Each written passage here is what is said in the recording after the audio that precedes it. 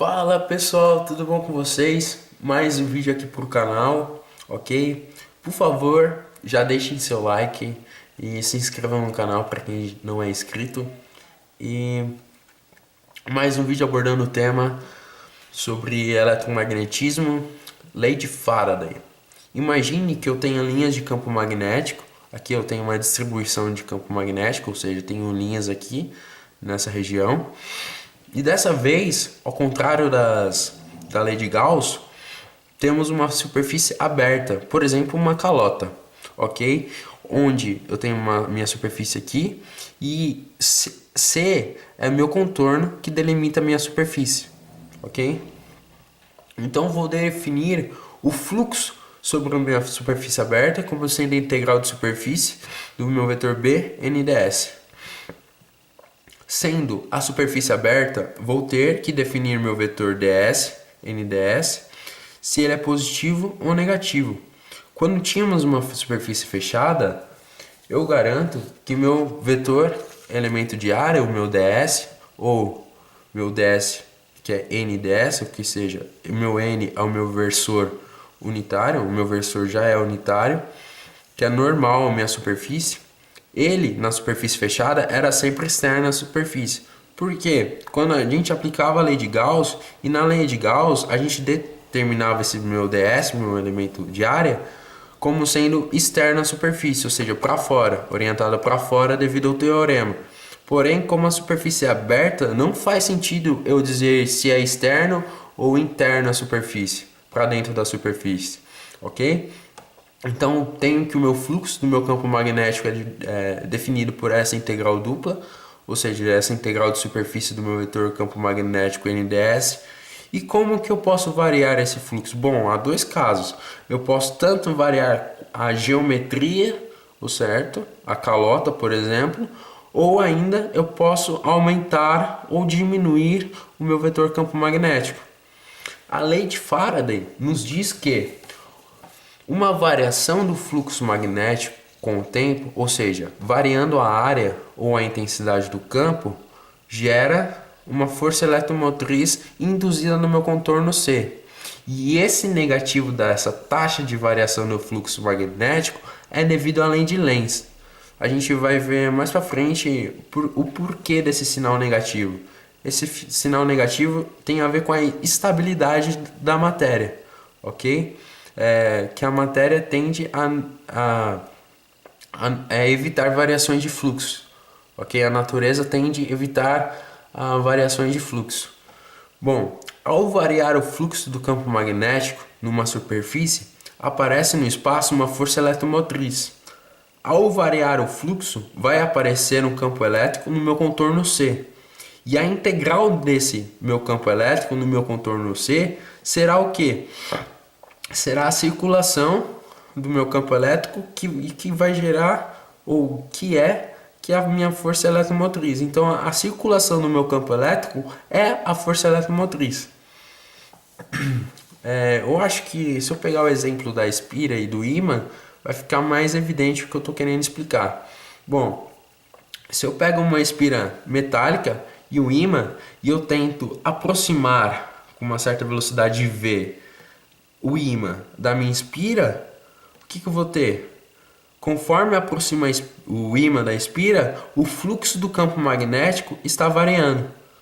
Eu estou aproximando, a velocidade depende do tempo. Então, quando eu vario o meu fluxo aqui, estou aproximando da minha superfície S, que é a minha superfície é delimitada pelo meu contorno aqui C. As linhas de campo magnético ficam mais extensas. Por que ficam mais extensas? Ficam mais extensas que mais linhas vão estar perfurando a minha superfície, conforme o ímã se aproxima da espira. Como a superfície está fixa, então a intensidade do campo magnético está aumentando. Com isso, se a intensidade do campo magnético está aumentando, o fluxo do campo magnético está aumentando também. Isso, com esse aumento ou com essa variação do fluxo ou a diminuição do fluxo, faz surgir uma corrente elétrica dentro dessa espira. Ou seja, há uma corrente elétrica na espira devido à presença do campo elétrico, não só na espira, mas em todo o espaço.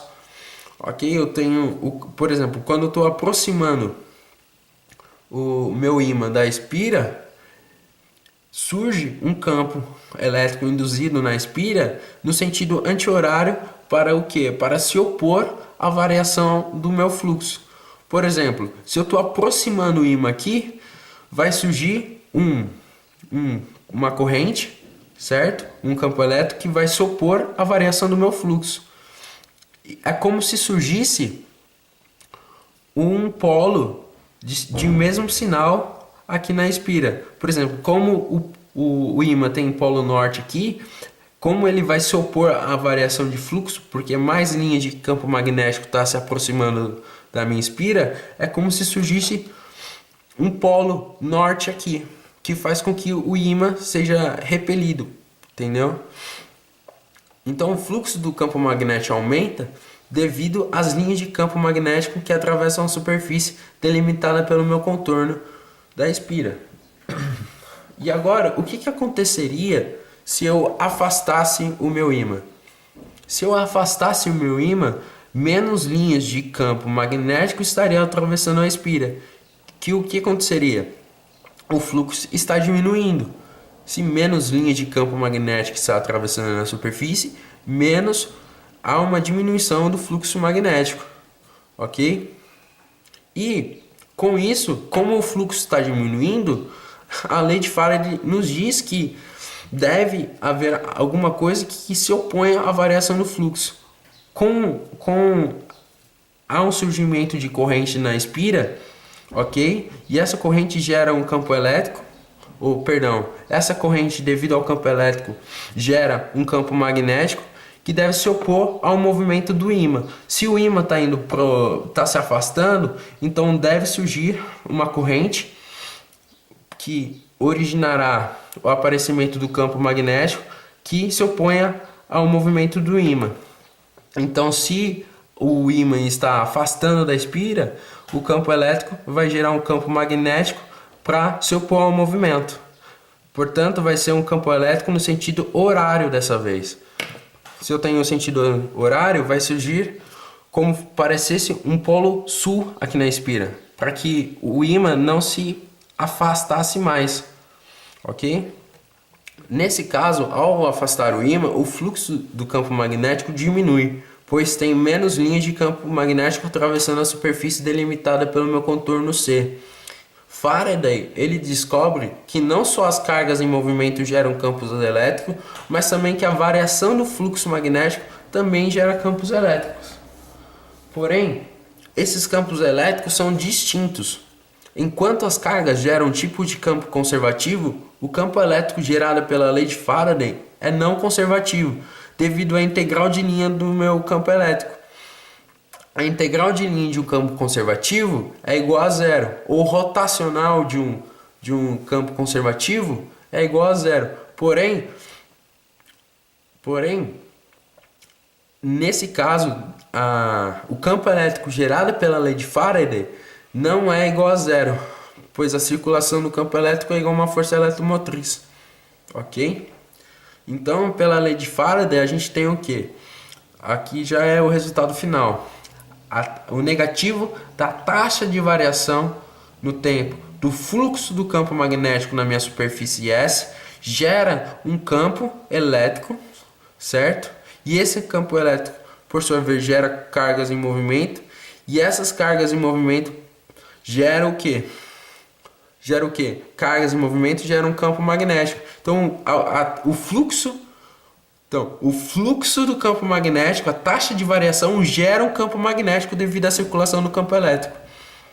Então, se o fluxo aumenta, vai haver um campo elétrico contrário à variação de fluxo, certo?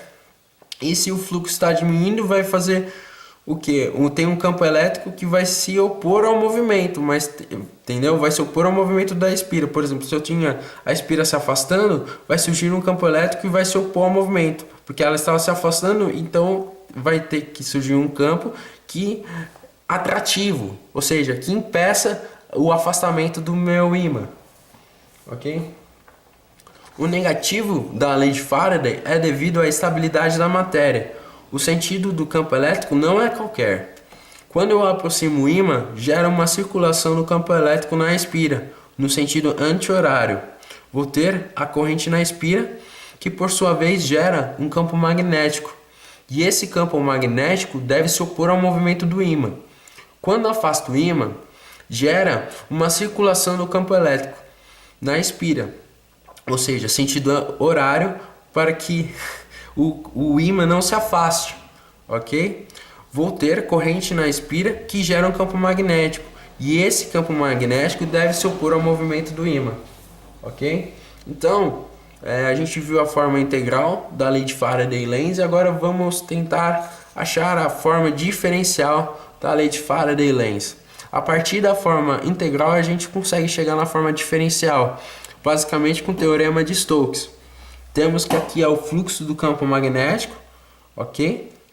E aqui a nossa força eletromotriz. Em geral, o campo magnético pode mudar com o tempo e a geometria também.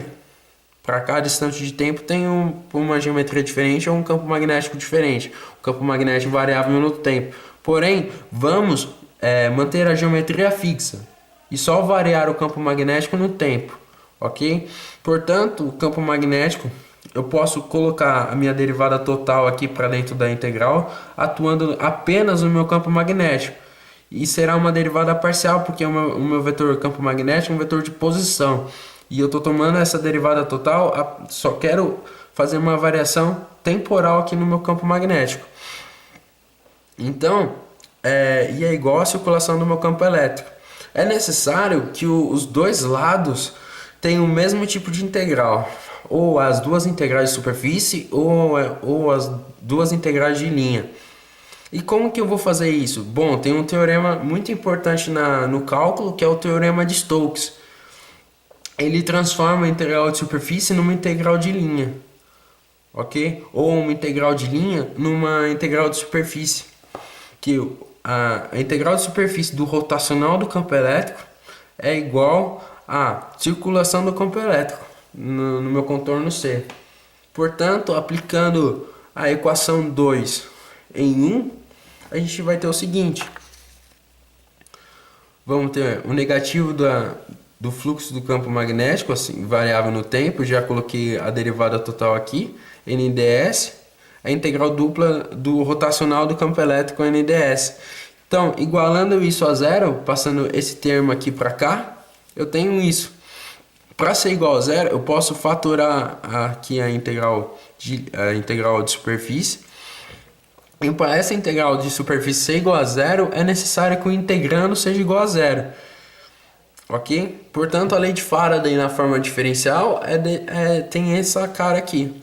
Então, o rotacional do campo elétrico é o negativo da variação do campo magnético no tempo.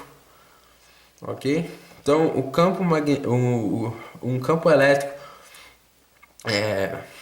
variável, um campo elétrico rotacional ou um campo elétrico com circulação, a circulação do campo elétrico, gera um campo magnético variável no tempo. Isso é o que a lei de Faraday nos diz. A circulação de um campo elétrico gera um campo magnético variável no tempo. Tá ok? Galera, muito obrigado por terem visto o vídeo. E se inscreva no canal, me ajude, dê like, vai estar me ajudando bastante. E fiquem atentos que em breve tem mais vídeos. Valeu!